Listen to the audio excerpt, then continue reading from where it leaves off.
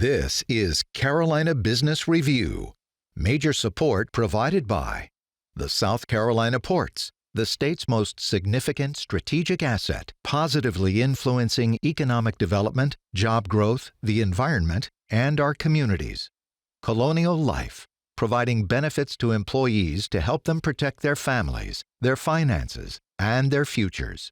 High Point University, the premier life skills university, focused on preparing students for the world as it is going to be. Sunoco, a global manufacturer of consumer and industrial packaging products and services, with more than 300 operations in 35 countries. So we are now well into the new year and finding our stride about all of those things that happened and what is to come. I am Chris William, and welcome again to the most widely watched and the longest running program on Carolina business, policy, and public affairs. We will unpack those things that are directly ahead of us in both business, policy, and public affairs. And later on, he's the new CEO at Santee Cooper out of the Low Country. We'll talk to Jimmy Staton, and we start right now. Major funding also by Blue Cross Blue Shield of South Carolina, an independent licensee of the Blue Cross and Blue Shield Association, and Martin Marietta, a leading provider of natural resource-based building materials, providing the foundation on which our communities improve and grow. On this edition of Carolina Business Review, Terik Tidwell from NC Idea's Black Entrepreneurship Council, Carl Blackstone of the Greater Columbia Chamber of Commerce, and special guest, Jimmy Staton, President and CEO of Santee Cooper.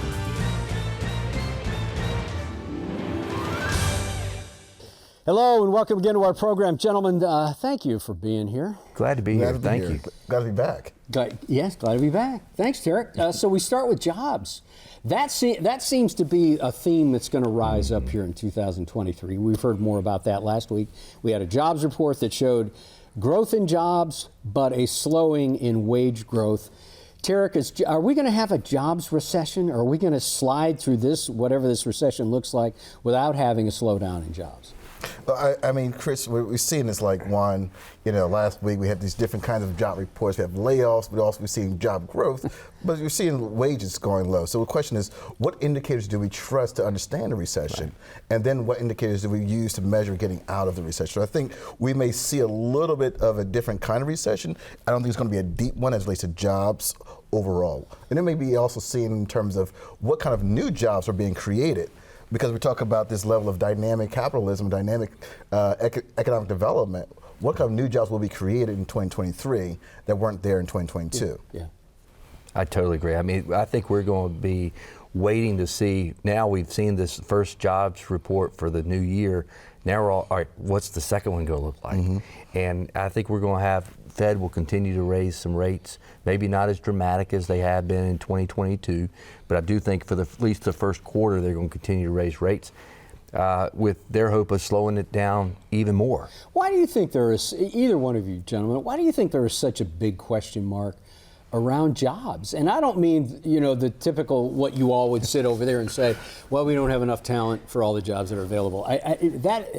While that's an important dynamic, I get the sense now everyone can't figure out why jobs continue to be so strong and why they're so uncertain about jobs. Why are we so uncertain about jobs? I think part of it is the amount of money that was in the system after the pandemic. So you think the liquidity pumped in because of COVID is still distorted whatever dynamics, as you said, what do we look at now?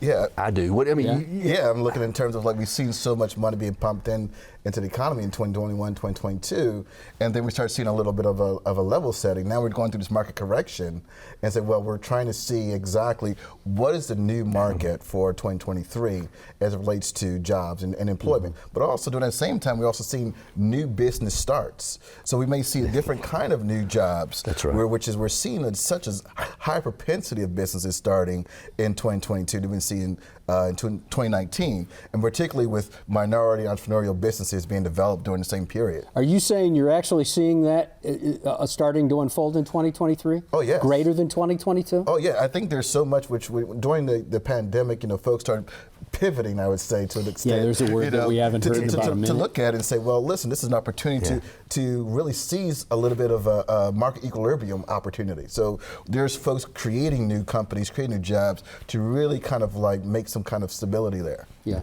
We're seeing that a lot.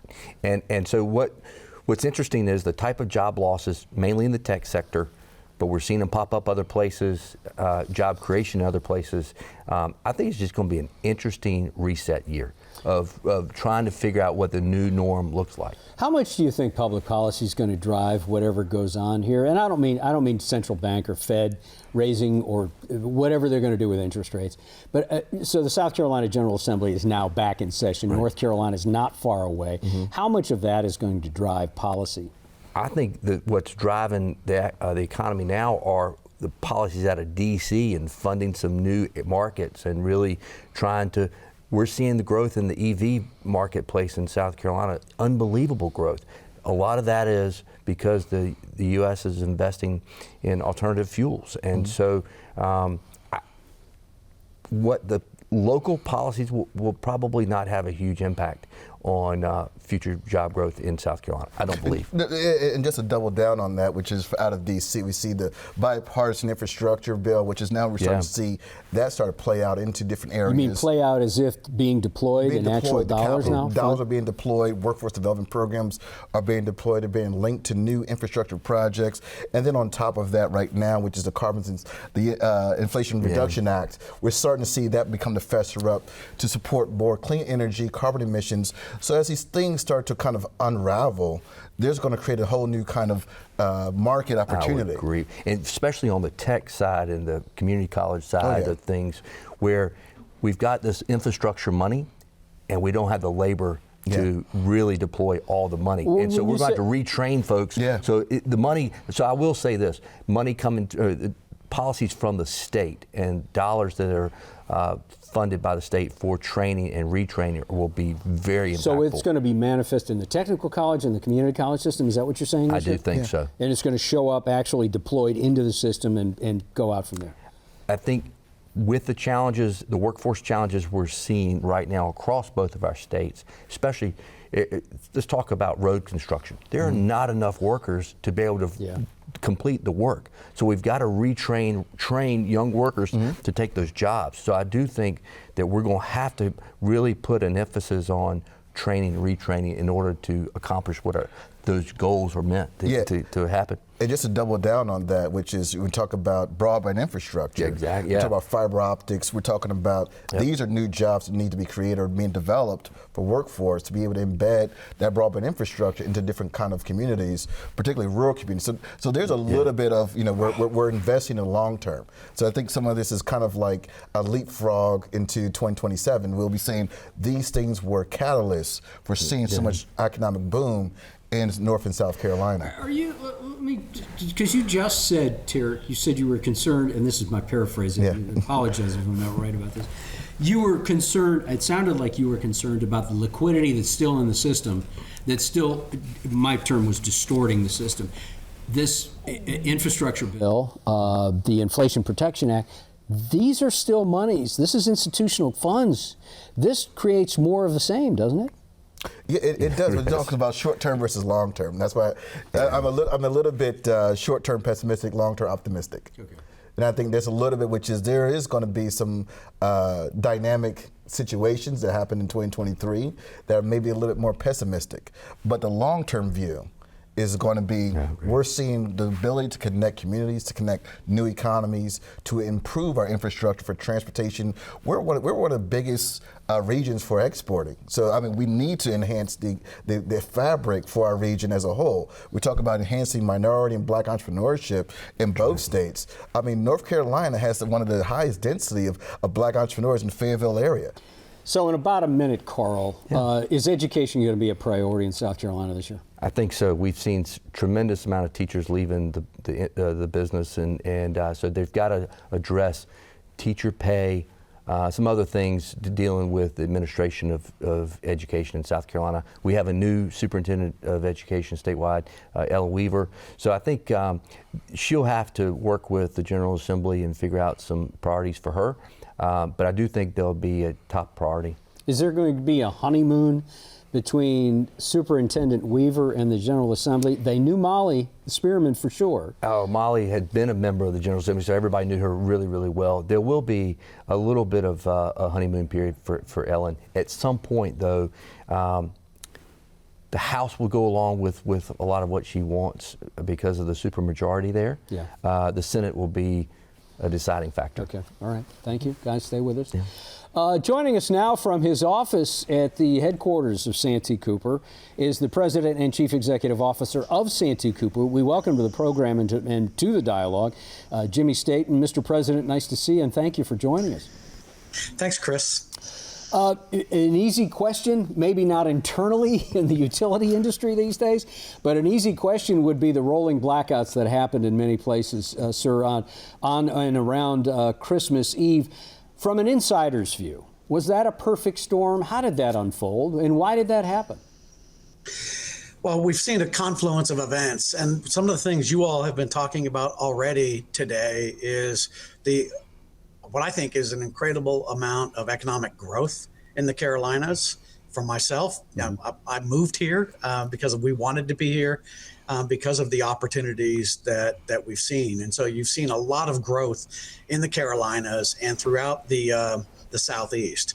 On top of that, we've seen what we experienced were sustained cold with wind, which creates greater issues. We've also seen a little bit of a tightening of electric capacity markets over the last probably 7 or 8 years. And so the confluence of those events put us in a very tight market. And electricity, at least currently, is not stored, if you will. And so our folks are having to make decisions on a minute by minute basis to ensure that the supplies on one side and the load on the other side are met.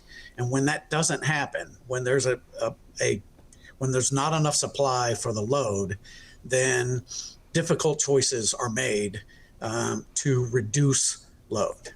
And that's what happened during this event. It's the sustained cold throughout the broader region, I think, created issues that somewhat overwhelmed the overall system. And just very quickly, because we have so many issues, what one lesson would, in this case, Santee Cooper or any of the utilities learn from this? What one thing would you take forward and apply? I think ensuring that we have adequate capacity and enough in the way of reserves to be able to meet extraordinary loads like what we have experienced. Again, we have seen the Carolinas get a little bit colder over the last decade or so, and I think the learning here is we've got to make sure that we stay up capacity-wise with the needs that we are experiencing. Okay. Terik, question? Yeah, I would love to just piggyback on to some of the things of learning, which is great that we are understanding some of these dynamics. Curious as to see, what should the energy sector be doing in terms of thinking about for research and development to move forward some of the areas, because we're seeing it's getting colder in the southern states. Now we have to start thinking about what is the new levels of investment we need to be making, whether it's in clean energy, and how do we do that?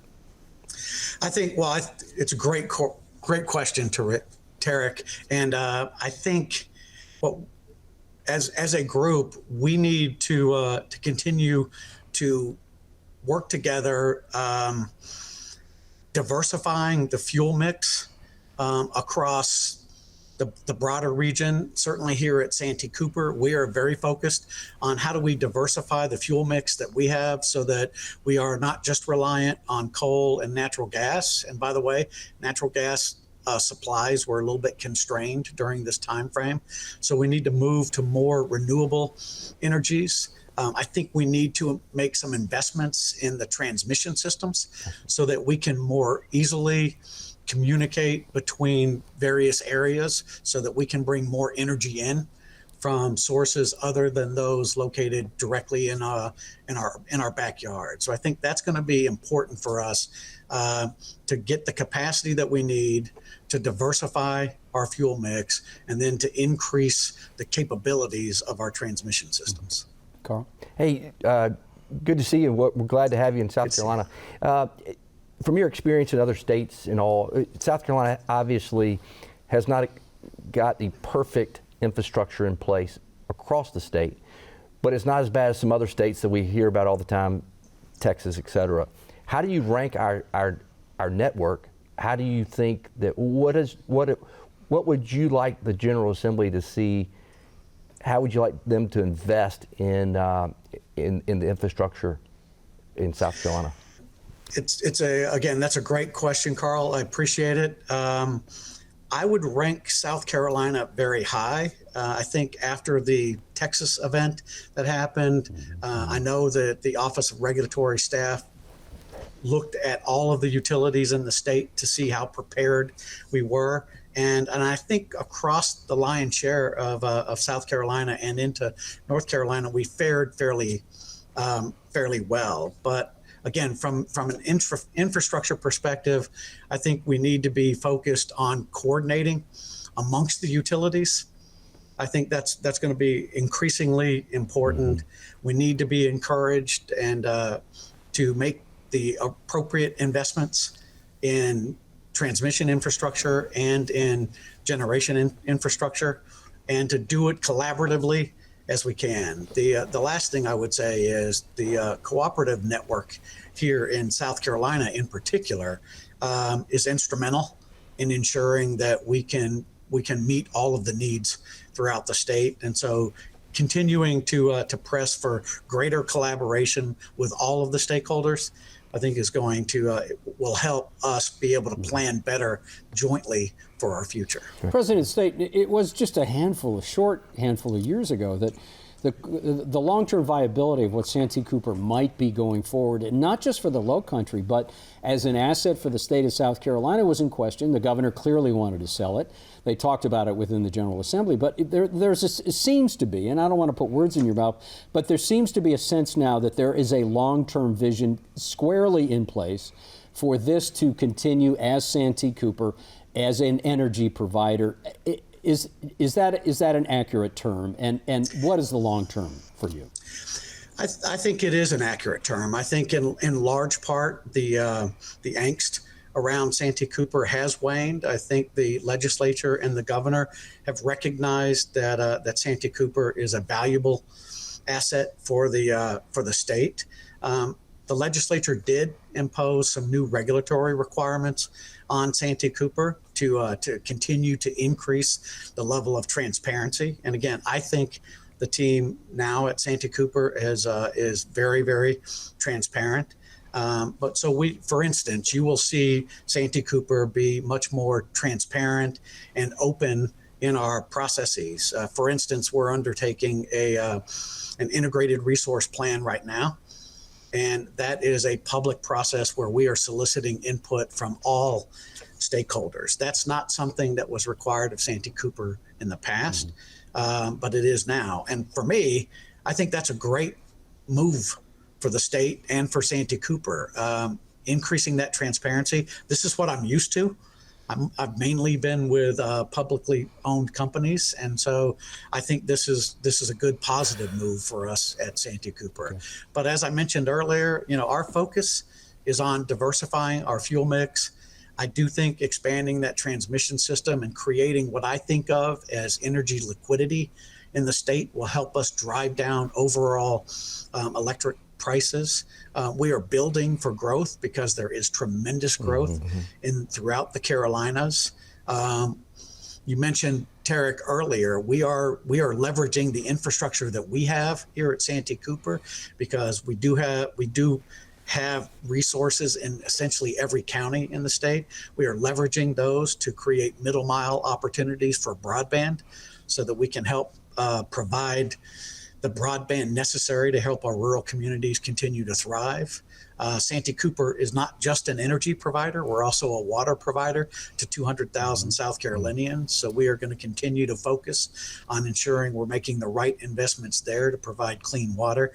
And we are continuing to work with our partners throughout the state on economic development. We've had some great opportunities on the economic development front, and you mentioned one of the things I would like to mention is Redwood Materials in Berkeley County. We were able to work with the Secretary of Commerce, Secretary Lightsey, along with the leadership at Berkeley County, and Mike Fuller and his team at Berkeley Electric Co-op to help bring Redwood Materials here to South Carolina. And that's the single largest investment the state has ever seen. So we're very excited about the opportunities that Santee Cooper can bring to help create economic development, keep our rates affordable, and be one of the most resilient electric providers in the state. Terik? Yes, thank you so much for adding to that. I'm really, we talk about economic development, we talk about attracting more trade to the Carolinas. What are some other things that the utilities industry should be thinking about with enhancing infrastructure to become more attractive for supporting businesses coming into the Carolinas?